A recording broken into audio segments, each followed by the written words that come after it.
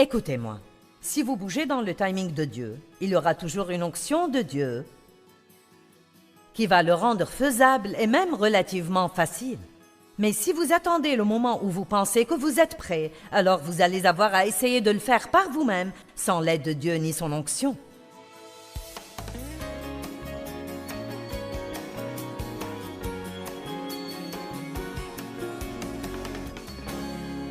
Un de mes buts est de nous aider, chacun de nous, à arriver au stade où nous avons l'esprit tourné selon Dieu, où nous avons vraiment la révélation que Christ vit à l'intérieur de nous, que nous sommes la maison de Dieu.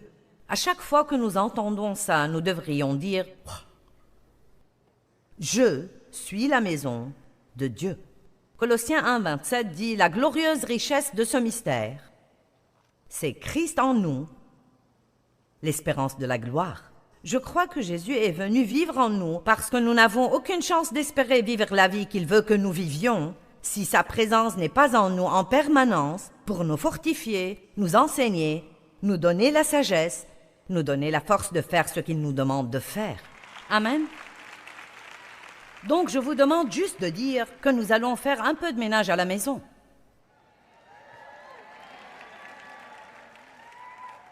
Et nous allons parler de votre cœur. La maison de votre cœur où Jésus habite. D'abord, il y a beaucoup de pièces dans une maison. La première pièce à laquelle nous voudrions penser et s'assurer qu'elle est propre est la salle d'études ou la bibliothèque qui sont vos pensées. À quelle sorte de choses pensez-vous? Et si vos pensées étaient soudainement réalisées en un film où tout le monde pourrait voir ce qu'il y a là-dedans?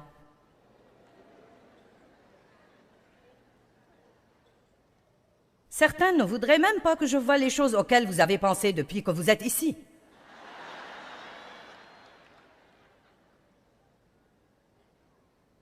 Eh bien, je me demande combien elle a payé pour la bague qu'elle porte. Espèce de petit curieux, quelqu'un me l'a offerte.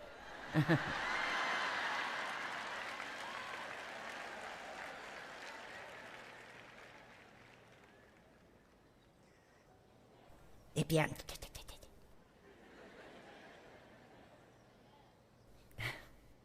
Qu'est-ce qui se passe dans votre tête?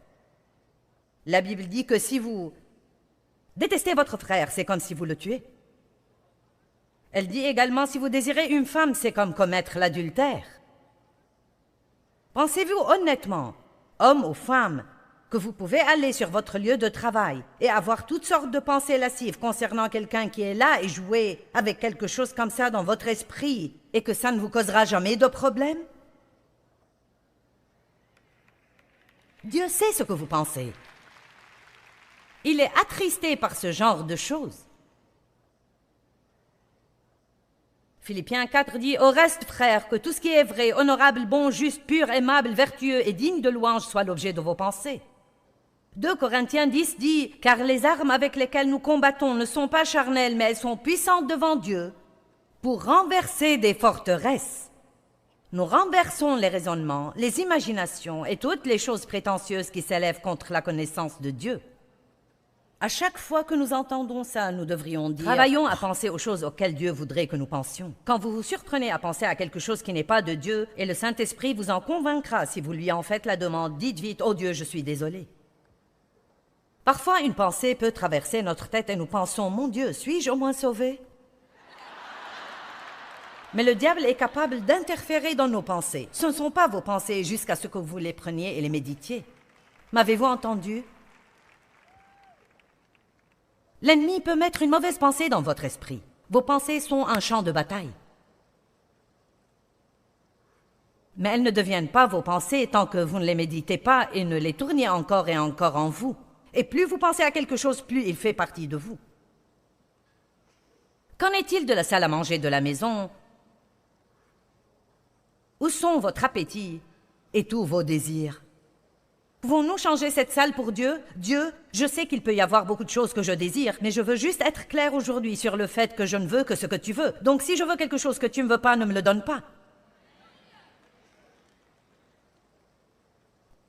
Nous parlions ce matin, moi et l'une des filles avec qui je voyage, et elle a dit ils étaient un peu plus calmes à Atlanta que dans le dernier endroit où nous étions. J'ai dit, c'est à cause de ce que j'enseigne. C'est un message où tu grognes d'abord et tu cries plus tard.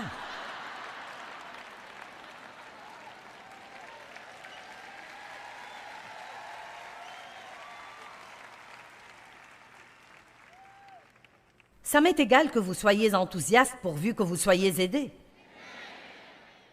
Je vais me tenir devant Dieu un jour et j'aurai à rendre compte des dons qu'il m'a donnés. J'ai la responsabilité devant Dieu de dire ce que je crois qu'il a mis dans ma bouche. Et je veux nous voir être vrais. Je veux que Dieu ait des enfants dont il soit fier et en qui il peut avoir confiance. Amen. Et je veux que vous soyez l'un d'eux. Et je veux être l'un d'eux. Psaume 37, 4 dit « Réjouis-toi dans le Seigneur et il te donnera ce que ton cœur demande et désire en secret. Mettez Dieu en premier et si votre désir est juste, Dieu va l'accomplir au bon moment et de la bonne manière. » Nous n'avons pas à nous frustrer ou nous stresser en essayant d'obtenir quelque chose que nous voulons. La véritable pensée de ne pas obtenir ce que vous voulez donne à votre chair de l'urticaire. Dieu est plus intelligent que nous. Jacques 4, 1 et 2. Il arrive que nos désirs, qui sont les choses que nous voulons, soient la cause principale des problèmes dans notre vie. D'où viennent les luttes? D'où viennent les conflits, les disputes? D'où viennent les batailles et les querelles parmi vous? Sinon de vos désirs et de vos passions charnelles qui font la guerre continuelle dans vos membres. Je veux, je veux, je veux, je veux, je veux, je veux, je veux, je veux. Plus, plus, plus, plus, plus, je veux plus, je veux plus, je veux, je veux, je veux, plus, plus, plus, plus, je veux, je veux, je veux plus.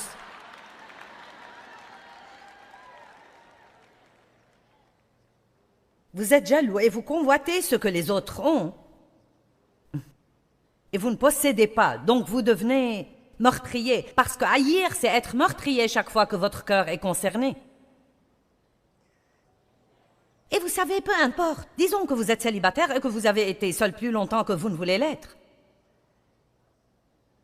Et vous avez eu à assister au mariage de 5 de vos amis les 2 dernières années.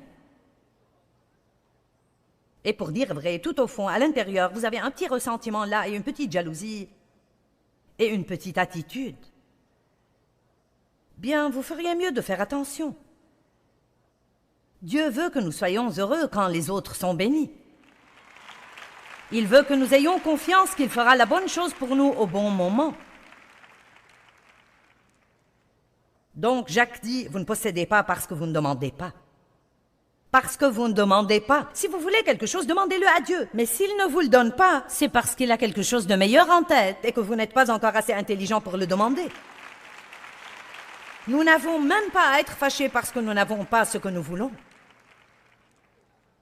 Parce que, honnêtement, si ce que nous voulons est ce que Dieu veut, il n'y a pas de démon qui peut le retenir loin de vous.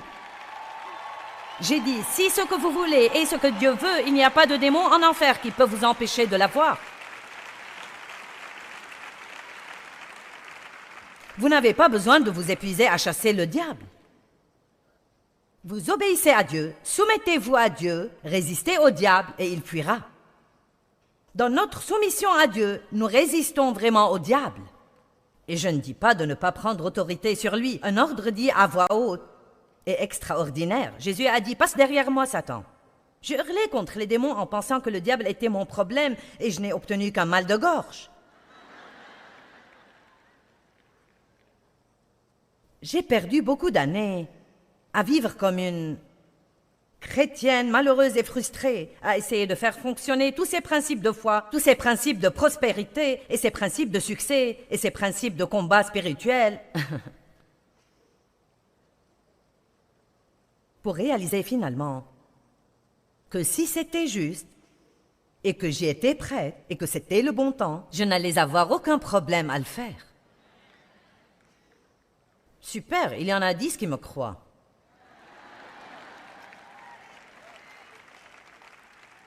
Je suis tellement encouragée que vous receviez beaucoup.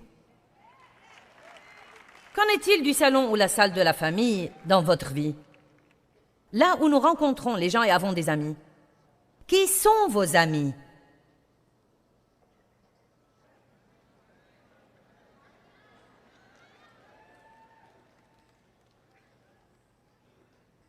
La Bible dit de ne pas sortir avec des gens en colère. Il est dit qu'un chrétien ne devrait jamais manger avec un autre chrétien coupable d'avidité.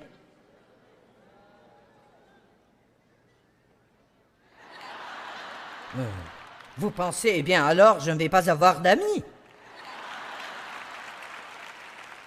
Et c'est triste, mais ça s'approche pas mal de la vérité. C'est pourquoi nous avons besoin de grandir. De quoi parlez-vous à la table avec les amis? Et quand vous vous asseyez dans le salon de votre vie avec des amis? Est-ce une conversation que Dieu peut enregistrer dans son livre de souvenirs et qui le fait sourire? Ou est-ce que ça attriste le Saint-Esprit?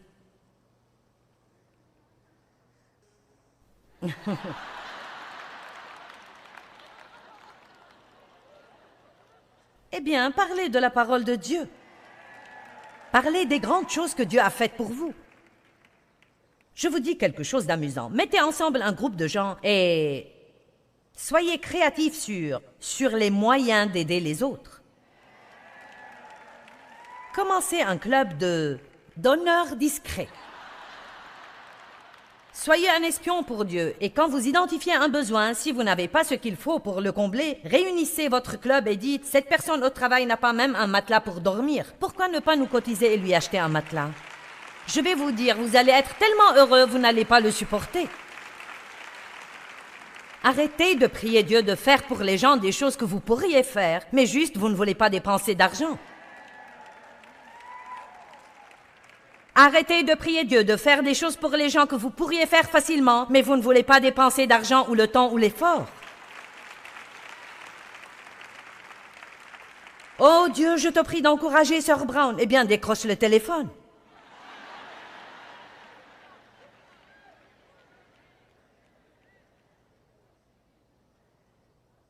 Bien Dieu, je te prie que tu aides cette mère célibataire au travail. Elle est sur le point de craquer parce qu'elle n'a jamais de temps pour elle. Va garder ses enfants une soirée et dis-lui de sortir.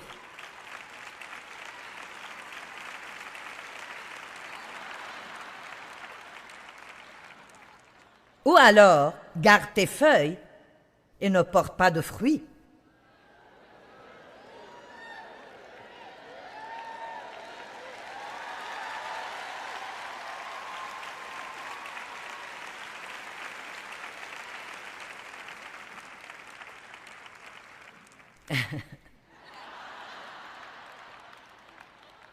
Et puis, lorsqu'il s'agit d'amis et des gens que nous fréquentons, essayez de ne pas avoir un besoin si intense des gens. Ne vous laissez pas entraîner. Aimez tout le monde. Aidez les gens, mais ne vous laissez pas entraîner dans leurs problèmes, dans leur vie, et vous voulez tout savoir à leur sujet, vous mêlant de toutes leurs affaires. Il n'est pas nécessaire de vous mêler des affaires de quelqu'un d'autre. Vous avez assez à faire avec les vôtres. Et moi aussi. Moi aussi. Pendant que nous en sommes là, allons dans la cuisine pour 1 minute. Et si vous soumettiez votre manger à Dieu?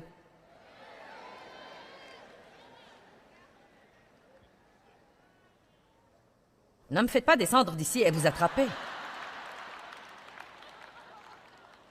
Eh bien, Dieu ne s'intéresse pas à ce genre de choses.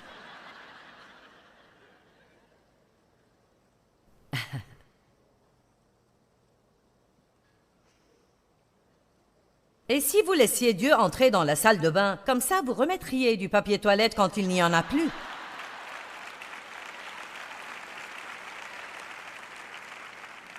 J'ai raconté une petite histoire dans une autre réunion sur comment je suis allée aux toilettes chez mon esthéticienne et j'ai fini le papier toilette et j'ai eu l'impression que Dieu voulait que je prenne le temps d'en trouver d'autres dans un tiroir quelque part. Et donc je cherche dans les tiroirs et je remets un rouleau, je l'ai pris et je l'ai posé sur le dessus du truc. Et j'ai pensé, pas besoin de le fixer, la prochaine personne peut le faire. Et il a dit, mets-le dans le distributeur. Vous devez penser que je suis lunatique, mais ça m'est égal. Laissez Dieu entrer dans tous les domaines de votre vie. S'il vous dit de remplacer le rouleau de papier toilette, vous le remplacez. S'il vous dit de remettre le chariot du supermarché à sa place, vous le faites. Si nous ne sommes pas prêts à obéir à Dieu pour de petites choses, nous n'allons pas lui obéir pour de grandes choses.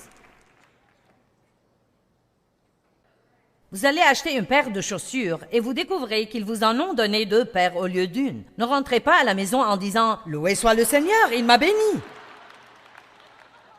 Vous n'allez pas leur voler des chaussures. Je ne vais pas perdre mon temps et mon essence à aller leur rapporter. Ils n'auraient pas dû me les donner de toute façon. Montez dans la voiture, dépensez votre argent et faites tout ce que vous devez faire pour être une personne intègre.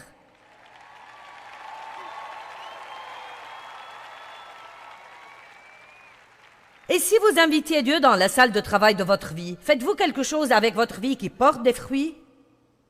Ou prenez-vous seulement de la place? Quelle sorte d'héritage allez-vous laisser? L'année dernière, en décembre, mon seul parent, mon frère, est mort dans un immeuble abandonné. Le plus triste, c'était que quand ils m'ont envoyé ses effets personnels, tout tenait dans une petite enveloppe de 8 cm et demi sur 11 et il est resté encore beaucoup de place. Ses effets personnels, ce qu'il restait de sa vie. Quel triste gaspillage. Il a eu des opportunités, mais il n'était pas responsable. Il avait beaucoup de problèmes, drogue, alcool, mauvaises relations, dettes, toutes sortes de choses.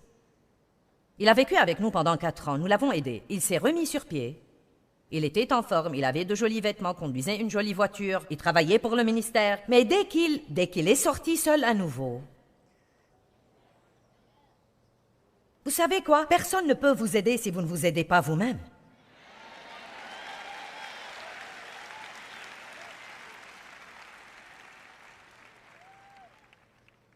Vous devez apprendre à faire ce qui est juste quand personne ne regarde, parce que Dieu regarde toujours. Dieu était dans la salle de bain avec moi et dans ce supermarché avec moi. Il savait qu'ils ont coincé avec les chaussures un porte-monnaie que je n'avais pas payé. Et il m'a incité à le ramener et le vendeur était stupéfait. Les gens devraient être stupéfaits par nous. C'est un bon moment pour porter une croix autour du cou. Est-ce que je touche quelqu'un aujourd'hui? Nous sommes la maison de Dieu. N'attristez pas le Saint-Esprit en passant toute la semaine au travail à faire des commérages sur vos collègues et en allant à l'église avec votre rictus à l'arrière de la voiture.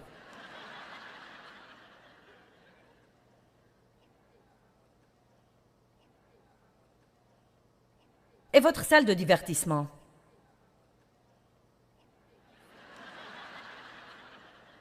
Avez-vous laissé Dieu voir vos films?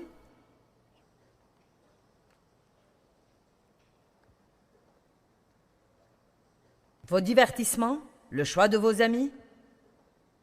Il n'y a rien de mal à avoir du bon temps et à danser, je ne pense pas. Je suis sûre que quelqu'un va m'écrire une lettre, mais vous savez, je veux dire, mais il pourrait y avoir quelque chose de mauvais si vous dansez d'une manière lascive et horrible. Il n'y a rien de mal à un bon film, mais vous allez devoir en arrêter certains.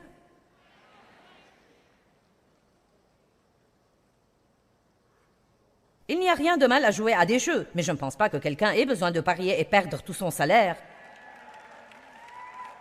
à cause de mauvaises habitudes de quelque sorte. Souvent dans le passé, parce que les chrétiens ne pouvaient pas se contrôler, ils ont fait des lois contre tout. Et puis, ce qui finit par arriver, c'est que plus personne ne veut devenir un chrétien parce qu'il pense qu'on ne peut rien faire. Vous avez seulement à choisir ce que vous pouvez faire et ce que vous ne pouvez pas faire. Et nous devons glorifier Dieu dans nos divertissements, dans nos habitudes alimentaires, dans nos habitudes de dépenses, et avec qui nous sortons, nous devons l'inviter dans toutes les pièces de notre vie. Qu'en est-il de votre chambre à coucher?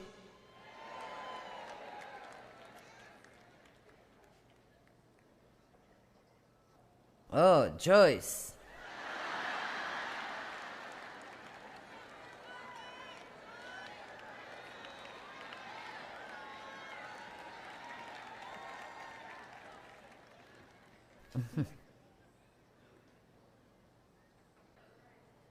Qu'en est-il de votre vie sexuelle? Vous savez, le sexe n'est pas mauvais. Il a été décrété et ordonné par Dieu, mais il ne doit pas être corrompu. Il n'est pas permis à l'extérieur du mariage.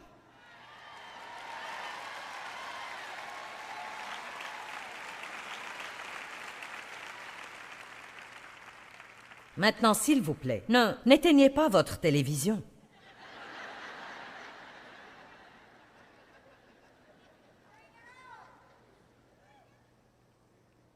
C'est très à la mode aujourd'hui pour les gens de vivre ensemble et d'essayer quelques années avant de même penser à se marier. Mais puis-je vous dire quelque chose? Et je vous aime, mais ce n'est pas à la mode chez Dieu. Et ce n'est pas bon pour vous. Si le Saint-Esprit est attristé, nous le sommes. Amen. Et il y a beaucoup de gens qui se disent chrétiens et qui ont des comportements comme cela. Écoutez, nous sommes dans le monde, mais pas du monde. Nous ne sommes pas meilleurs que le monde, nous n'avons pas à agir comme si nous étions plus saints que les autres. Mais nous devons être dans le monde et être qui nous sommes afin d'être une lumière dans les ténèbres. Et nous n'avons pas besoin d'être religieux, nous devons porter de bons fruits, l'amour, la joie, la paix, la patience, la bonté, la gentillesse. Vous prenez ce pécheur avec qui vous travaillez et vous commencez à être bon avec lui. Pourvoyez à certains de ses besoins, priez pour lui. Vous serez stupéfait de ce qui arrive. Le lit du mariage doit être gardé, sain et non souillé.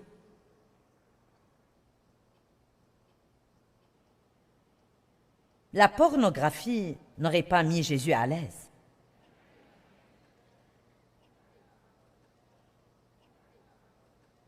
Et alors que nous approchons de la conclusion, qu'en est-il du grenier, du sous-sol ou des placards de votre maison?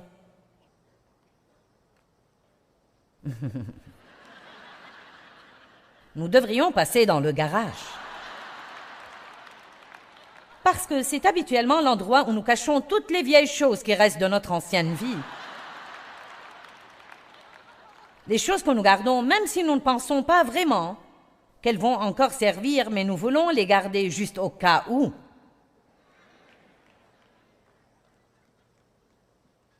Même après que Dieu se soit sérieusement occupé de moi concernant l'auto-apitoiement, parce que je passais beaucoup de temps à m'apitoyer sur moi-même. Il a dit, tu ne peux pas t'apitoyer sur toi et être puissante. Je ne peux pas être puissante ici et pleurer chez moi parce que Dave regarde un match de football.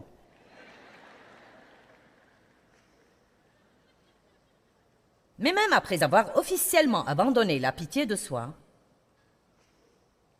je l'ai mis quelque part au fond d'un placard de ma vie.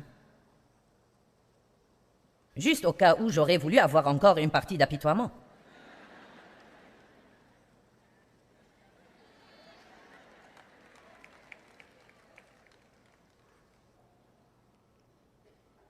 Et si on se débarrassait de tout ce qui ne plaît pas à Dieu? Que gardez-vous qui doit partir? Faisons un ménage approfondi. Laissez-moi dire ceci avant que quiconque entreprenne un immense remue-ménage. Vous ne pouvez rien faire de tout ça sans Dieu. Donc avant tout, vous devez rentrer chez vous et dire « Dieu, me voici, un sacrifice vivant. Je te donne ma vie, je m'offre à toi complètement. Prends toutes mes facultés, tout ce que je suis, chaque pièce de ma vie, je t'ouvre la porte en grand Dieu et je peux vous dire que beaucoup d'entre vous n'ont pas idée de ce que vous dites ou ce que ça implique. Ça va être très douloureux, je peux vous le dire. » Bon, je ne prends pas part à ça. Alors allez-y et soyez malheureux, c'est l'autre option. Je n'avais pas idée de ce que j'étais en train de dire à Dieu quand j'ai commencé à faire des prières comme celle-là. Et oh là là, je vous dis, Dieu a commencé à mettre ses doigts sur des choses dans ma vie qui faisaient « Oh non Dieu, pas ça, pas ça, pas ça. Oh Dieu, tout sauf ça, tout sauf ça. Oh Dieu, ne me fais pas faire ça. » Il est temps de nettoyer la maison, messieurs, dames. Vous avez un invité divin qui vit et demeure en vous en permanence. Vous êtes la maison de Dieu. 1 Corinthiens chapitre 6 verset 19 dit que nous sommes le temple de Dieu, ce qui veut dire que nous sommes le foyer ou la maison de Dieu. Il vit en nous et nous devons décider d'être constamment conscients de lui, tout le temps.